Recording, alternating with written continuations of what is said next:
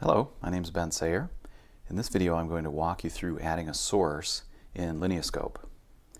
So the first thing I'm going to do from the home page here is click on Sources on the navigation bar because I'm going to be adding a source, and then I'll scroll down to the bottom and click Add a Source. And then I'm going to switch over to this tab,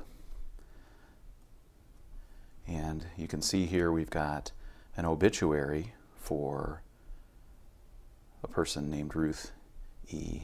Mason, who is one of my aunts who recently passed away. One of my Google alerts caught this, and so I need to enter this source and use it within my research. So we'll begin by capturing the information that Lineascope is asking for here. I actually first viewed this source when my Google alert found it for me on the 11th, so I'll just change that date that was automatically populated by Lineascope. And while I'm here, I'm going to copy and paste this down into my citation. So we'll build this as we go. Now, Lineascope will actually put together a formatted citation for you if you don't populate this field.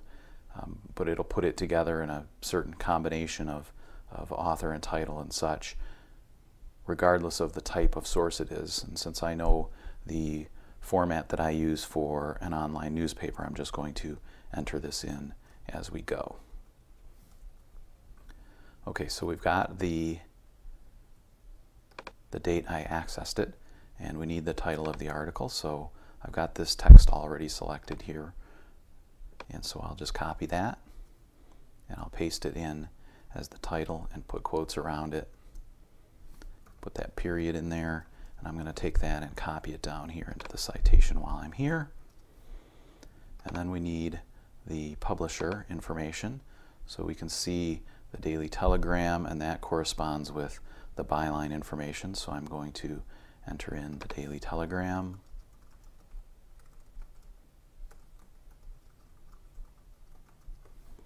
I'll copy that down here,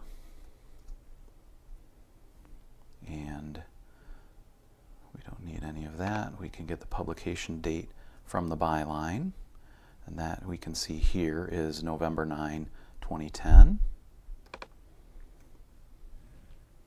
So we're going to enter that after the publisher.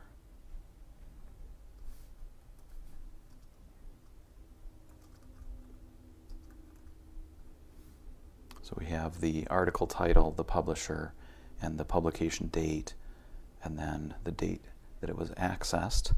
And I'm going to also want to capture here that publication date. Oops. That was 9 November 2010. And for where was it published, I'm going to enter online. And then down here under media type, these are the standards as far as the GEDCOM is concerned, so it's out of date, as is the GEDCOM. So I could either select newspaper or perhaps electronic. I'm just going to select newspaper.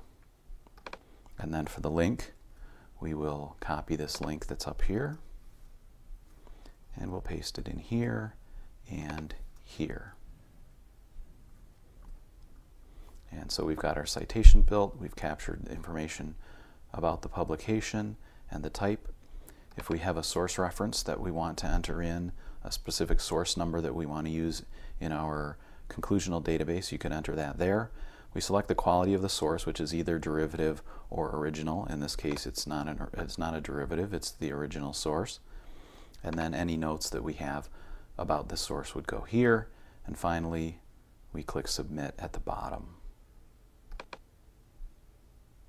And that will bring us to the source details sheet, where we can see the information that we've entered in, including the citation here.